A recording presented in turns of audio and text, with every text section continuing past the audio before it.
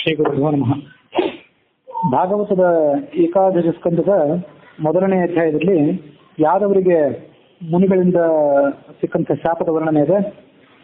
ಕೃಷ್ಣನ ವಿವಿಧ ಲೀಲೆಗಳನ್ನು ವರ್ಣನೆ ಮಾಡಿದರು ಶುಕರು ಪರೀಕ್ಷಿತ್ ರಾಜನಿಗೆ.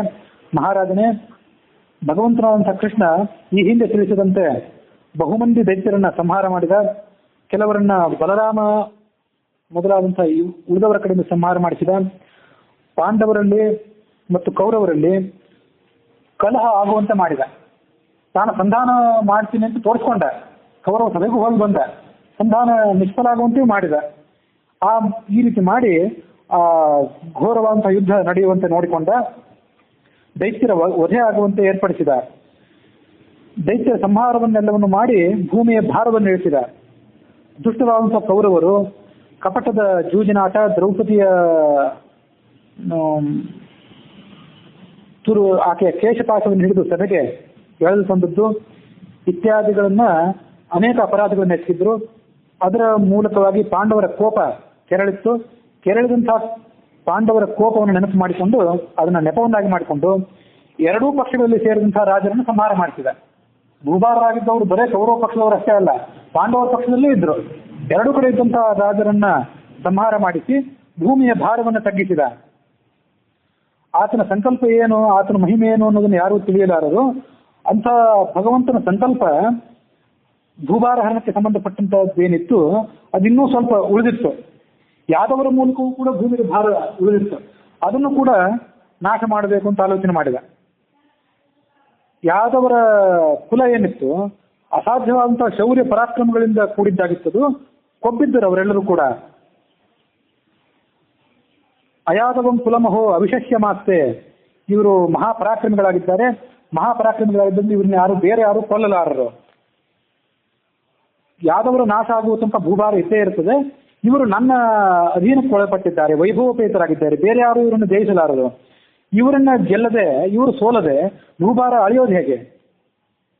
ಇವರಲ್ಲಿ ಅಂತಃಕಲಹವನ್ನು ಉಂಟು ಮಾಡಿದರೆ ಆಗ ಮಾತ್ರ ಭೂಮಿಯ ಭಾರ ಅಳಿಯುವುದು ಸಾಧ್ಯ.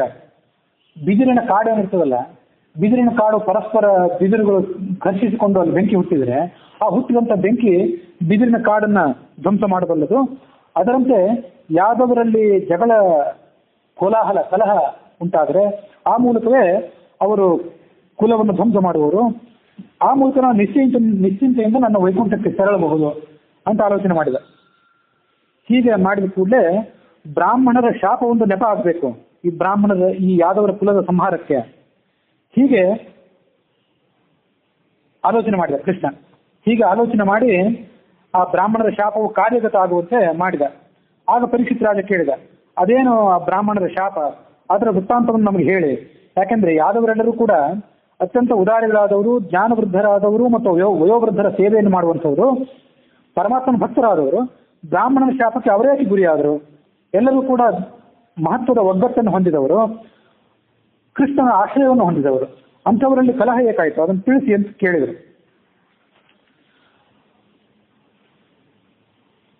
ಆಗ ಆ ಪರೀಕ್ಷಿತ್ ರಾಜರು ಆ ಕಥೆಯನ್ನ ಮುಂದುವರಿಸಿದ್ರು. ಪರೀಕ್ಷಿತ್ ರಾಜನೇ, ಯದುಕುಲ ಸಂಹಾರ ಅನ್ನುವಂಥ ಒಂದು ತನ್ನ ಕೊನೆಯ ಕಾರ್ಯ ಉಳಿದಿತ್ತು. ಅದನ್ನು ಭಗವಂತ ಆಲೋಚನೆ ಮಾಡಿದ. ಆ ಭಗವಂತನ ಮಹಿಮೆಗಳೇನಿವೆ ಅವು ಕರ್ಮಾಣಿ ಪುಣ್ಯ ನಿವಹಾನಿ ಸುಮಂಗಲಾನಿ ಗಾಯ ಜಗತ್ ಕಲಿ ಮಲಾಪ ಹರಾಣಿ ಕತ್ವ ಕಾಲಾತ್ಮನ ವಿವಸತ ಯದುದೇವ ಗೇಹೆ ಪಿಂಡಾರಕಂ ಸಮಗಮನ್ ಮುನಯೋ ನಿಸೃಷ್ಟಾಹ. ಭಗವಂತನ ಲೀಲೆಗಳು ಅತ್ಯಂತ ಪುಣ್ಯದಾಯಕಗಳಾದವು ಮತ್ತು ಅದನ್ನು ಗಾನ ಮಾಡುವಂಥವರ ಎಲ್ಲ ಕಲಿ ದೋಷಗಳನ್ನು ಪರಿಹಾರ ಮಾಡುವಂಥವು. ಇಂಥ ಆ ಭಗವಂತ ದ್ವಾರಕಾ ನಗರದಲ್ಲಿ ವಾಸ ಮಾಡಿಕೊಂಡಿದ್ದಾಗ ಆ ಭಗವಂತನ ಸಂಕಲ್ಪದಿಂದಲೇ ಪ್ರೇರಿತರಾಗಿ ಕೆಲವು ಋಷಿಗಳು ಆ ರಾಜಧಾನಿಯ ಬಳಿ ಇರುವಂತಹ ಪಿಂಡಾರಕ ಅನ್ನುವಂಥ ಕ್ಷೇತ್ರಕ್ಕೆ ಬಂದರು. ವಿಶ್ವಾಮಿತ್ರ, ಅಸಿತ, ಕಣ್ವ, ದೂರ್ವಾಸ, ಭೃಗು, ಅಂಗಿರಸ್, ಕಶ್ಯಪ, ವಾಮದೇವ, ಅತ್ರಿ, ವಸಿಷ್ಠ, ನಾರದ ಮೊದಲಾದಂಥ ಅನೇಕ ಋಷಿಗಳು ಅಲ್ಲಿಗೆ ಬಂದರು. ಅಲ್ಲಿಗೆ ಬಂದಾಗ ಆ ಋಷಿಗಳು ತಮ್ಮ ಕಾರ್ಯಗಳಲ್ಲಿ ವ್ಯಾಪೃತರಾಗಿದ್ದಾಗ ಅವರನ್ನ ಈ ಕೆಲವು ಯದುಕುಮಾರರು ಸಮೀಪಿಸಿದರು. ಎಲ್ಲ ದೈವ ಸಂಕಲ್ಪದಿಂದ ಪ್ರೇರಿತವಾಗಿತ್ತು. ಯದುಕುಮಾರರು ಸಮೀಪಿಸಿ ಜಾಂಬವತಿಯ ಮಗನಾದಂಥ ಸಾಂಬ ಇದ್ನಲ್ಲ, ಕೃಷ್ಣನ ಮಗ ಅವನಿಗೆ ಒಂದು ಸ್ತ್ರೀ ವೇಷವನ್ನ ಹಾಕಿದರು. ಸ್ತ್ರೀ ವೇಷವನ್ನು ಹಾಕಿ ಬಹಳ ವಿನಯವನ್ನ ತಮ್ಮ ಮಾತುಗಳನ್ನು ತುಂಬಿಕೊಂಡ್ರು. ಕಪಟ ವಿನಯ ಅವರು. ಮದಾಂಧರಾಗಿದ್ದರು ಯಾದವರೆಲ್ಲರೂ ಕೂಡ. ಅಂತ ಮದಾಂಧರಾದಂತಹ ಯಾದವರು ಕಪಟದ ವಿನಯವನ್ನ ತಮ್ಮ ಮನಸ್ಸಿನಲ್ಲಿ ತುಂಬಿಕೊಂಡು ಆ ಮುನಿಗಳನ್ನ ಸಮೀಪಿಸಿದರು. ಮುನಿಗಳನ್ನು ಸಮೀಪಿಸಿ ಹೇಳಿದರು, ಭಾಗವತೋತ್ತಮರಾದಂತಹ ಋಷಿಗಳೇ, ಸುಂದರಿಯಾದಂತಹ ಈ ನಾರಿಮಣಿ ಇವತ್ತು ಗರ್ಭಿಣಿಯಾಗಿದ್ದಾರೆ. ಇವಳು ಬಭ್ರುವಿನ ಪತ್ನಿ. ಬಭ್ರು ಅಂದ್ರೆ ಅಕ್ರೂರ ಅಂತ ಹೇಳ್ತಾರೆ ಬನ್ನಂಜಿ ಗೋವಿಂದಾಚಾರ್ಯ. ಆ ಬಭ್ರುವಿನ ಪತ್ನಿ ಇವಳು. ಸದ್ಯದಲ್ಲೇ ಇವಳಿಗೆ ಪ್ರಸವ ಆಗೋದಿದೆ. ನಮಗೊಂದು ದೊಡ್ಡ ಕುತೂಹಲ, ಹೆಣ್ಣು ಮಗುವನ್ನು ಹೆರ್ತಾಳೋ ಗಂಡು ಮಗುವನ್ನು ಹೆರ್ತಾಳೋ ಎಂಬ ದೊಡ್ಡ ಕುತೂಹಲವಿದೆ. ಈ ಕುತೂಹಲ ಇರೋದ್ರಿಂದ ಅವಳು ಯಾವ ಮಗುವನ್ನು ಹೆರ್ತಾಳೆ ಅನ್ನೋದನ್ನು ನೀವು ನಮಗೆ ತಿಳಿಸಬೇಕು. ಆ ಯಾದವರು ಕೇಳ್ಕೊಂಡ್ರು. ಇದು ಭಾಗವತದಲ್ಲಿ ಬಂದಂತೆ. ಪದ್ಮಪುರಾಣದಲ್ಲಿ ಬಂದಂತೆ ನರ್ಮದಾ ನದಿಯ ತೀರದಲ್ಲಿ ಶಾಪ ಕೊಟ್ಟವರು ಕಣ್ವ ಋಷಿಗಳು, ಪದ್ಮಪುರಾಣದಲ್ಲಿ ಬಂದಂತೆ. ಆದ್ರೆ ಇಲ್ಲಿ ಏನಿದೆ ಅಂದ್ರೆ, ಹೀಗೆ ಅವರು ಕೇಳ್ಕೊಂಡ್ರು. ಆ ವಾಸ್ತವಿಕವಾಗಿ ಆ ಹೆಣ್ಮಗಳಿಗೆ ತಾನೇ ಕೇಳಬೇಕು ಅಂತ ಅಪೇಕ್ಷೆ ಇದೆ. ನೋಡಿ ಎಂತ ಮಾತಾಡಿದ್ರೆ ಯಾದವರು. ಆದ್ರೆ ಅವಳಿಗೆ ಕೇಳಲಿಕ್ಕೆ ಬಹಳ ನಾಚಿಕೆ. ನಮ್ಮ ಮೂಲಕವಾಗಿ ಋಷಿಗಳನ್ನು ಕೇಳಿ ಅಂತ ಹೇಳಿದ್ದಾಳೆ. ತಮ್ಮ ದರ್ಶನ ಅಮೋಘವಾದದ್ದು. ಅಮೋಘವಾದಂಥ ತಮ್ಮ ದರ್ಶನ ವಿಫಲವಾಗಬಾರದು. ಸರ್ವಜ್ಞರಾದಂಥ ತಾವು ಆ ವಿಷಯವನ್ನು ಹೇಳಬೇಕು. ಆ ಋಷಿಗಳು ಕ್ಷಣಕಾಲ ಧ್ಯಾನಸ್ಥರಾದರು. ತಮ್ಮನ್ನ ಮೋಸಗೊಳಿಸಲಿಕ್ಕೆ ಈ ಕುಚೋದ್ಯದ ಮಾತನ್ನು ಕೇಳ್ತಿದ್ದಾರಲ್ಲ ಈ ಯಾದವರು ಅಂತ ಆಲೋಚನೆ ಮಾಡಿ, ಮೂರ್ಖರೇ, ಈಕೆ ಏನನ್ನ ಹೆರತಾಳೆ ಅಂತ ನಿಮಗೆ ಕೇಳಲಿಕ್ಕೆ ಅಪೇಕ್ಷೆ ಇದೆಯಲ್ಲ, ಕೇಳಿ, ನಾವು ಹೇಳ್ತೀವಿ. ಒಂದು ಒನಕೆಯನ್ನು ಹಡಿತಾಳೆ ಇವಳು ಅಂತ ಶಾಪ ಕೊಟ್ಬಿಟ್ರು. ಅದಷ್ಟೇ ಅಲ್ಲವೇ, ಆ ಒನಕೆ ನಿಮ್ಮ ಕುಲವನ್ನೇ ನಾಶಪಡಿಸಿತು, ಎಚ್ಚರ ಅಂತ ಗುಡುಗಿಬಿಟ್ರು ಋಷಿಗಳು. ಯದುಕುಮಾರರಿಗೆ ಅದನ್ನು ಕೇಳಿ ಬಹಳ ಗಾಬರಿ ಆಯಿತು. ಎಲ್ಲ ಋಷಿಗಳು ಸಾಮೂಹಿಕವಾಗಿ ಅದನ್ನು ಹೇಳಿದ್ರು ಅಂತ ಇಲ್ಲಿದೆ. ಪದ್ಮಪುರಾಣದಲ್ಲಿ ಬಂದಂತೆ ನರ್ಮದಾ ತೀರದಲ್ಲಿ ಕಣ್ವ ಋಷಿಗಳು ಹೇಳಿದ್ರು ಅಂತಿದೆ. ಭಾಗವತದಲ್ಲಿ ಕೂಡ ಕಣ್ಣೂರು ಬಂದಿದ್ರು ಅಂತಿದೆ. ಶಾಪ ಕೊಟ್ಟವರು ಅವರೊಬ್ಬರೇ ಅಲ್ಲ, ಎಲ್ಲ ಋಷಿಗಳು ಅಂತ ಮಾತಿದೆ ಅಷ್ಟೇ. ಇದನ್ನು ಕೇಳಿ ಆ ಯದುಕುಮಾರರಿಗೆ ಬಹಳ ಗಾಬರಿ ಆಯ್ತು.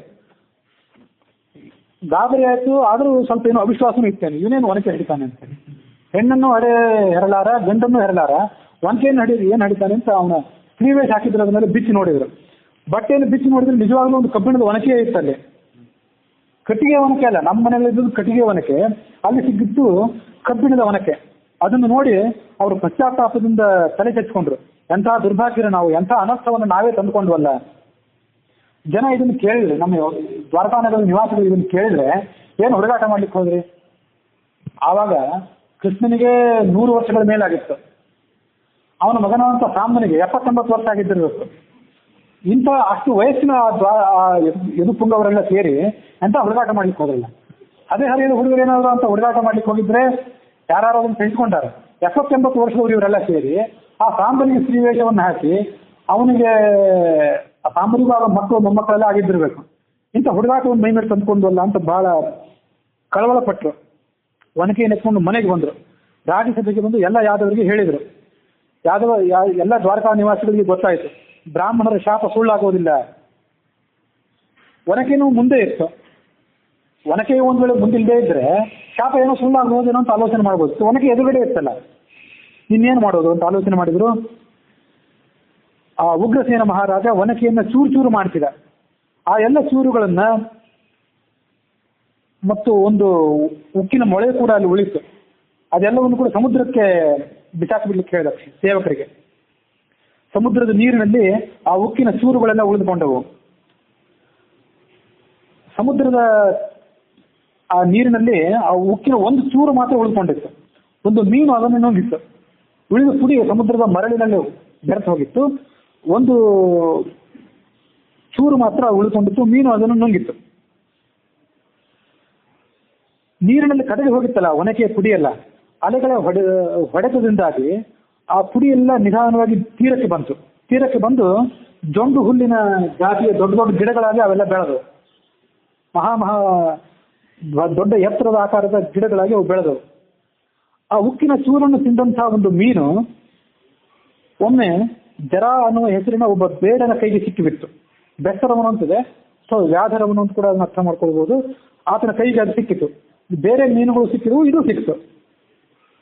ಅದನ್ನು ಕೊಯ್ದಾಗ ಅಲ್ಲಿ ಸಿಕ್ಕಂತಹ ಮೊಳೆ ಚೂರೇನಿತ್ತಲ್ಲ, ಯಾಕೋ ಬಹಳ ವಿಚಿತ್ರವಾಗಿ ಕಾಣಿಸ್ತಾ ಇದೆ ಅಂತ ಆಲೋಚನೆ ಮಾಡಿದ ಅವನು. ಅದು ಹಾಗೆ ಬಿಸಾಕ್ಲಿಕ್ಕೆ ಅವನಿಗೆ ಮನಸ್ಸಾಗಲಿಲ್ಲ. ಅದನ್ನು ತಗೊಂಡೋಗಿ ತನ್ನ ಬಾಣದ ಅಂಚಿಗೆ ಸೇರಿಸ್ಕೊಂಡ್ಬಿಟ್ಟ. ಯಾವ್ದಾದ್ರು ಒಂದು ಕಾಲಕ್ಕೆ ಉಪಯೋಗ ಆಗುವುದು ಈ ಬಾಣ ಅಂತ ಸೇರಿಸ್ಕೊಂಡ್ಬಿಟ್ಟ. ಕೃಷ್ಣನ ಸಂಕಲ್ಪದಿಂದಲೇ ನಡೆದಂಥ ಕಾರ್ಯಗಳಿವೆಲ್ಲವೂ ಕೂಡ ಈ ಎಲ್ಲ ಘಟನೆಯೂ ಆತನಿಗೆ ಗೊತ್ತಿತ್ತು. ಇದು ಮುಂದೆ ಏನಾಗುವುದಿದೆ ಅದು ಆತನಿಗೆ ಗೊತ್ತಿತ್ತು. ಬ್ರಾಹ್ಮಣರ ಶಾಪವನ್ನು ವಿಫಲ ಮಾಡುವಂಥ ಸಾಮರ್ಥ್ಯವೂ ಆತನಿಗಿತ್ತು. ಆದರೆ ವಿಫಲಗೊಳಿಸಲಿಲ್ಲ ಅವನು. ಏನಾಗ್ತದೋ ಆಗಲಿ, ಯಾಕೆಂದ್ರೆ ಹೀಗೆ ಯಾದವರ ಸಂಹಾರ ಆಗಬೇಕು ಅಂತೇಳಿ ಕಾಲಸ್ವರೂಪಿಯಾದಂಥ ಆತನ ಸಂಕಲ್ಪವೇ ಆಗಿತ್ತು ಅನ್ನುವಲ್ಲಿಗೆ ಭಾಗವತದ ಏಕಾದಶ ಸ್ಕಂದದ 1ನೇ ಅಧ್ಯಾಯ ಸಮಾಪ್ತ ಆಗಿದೆ.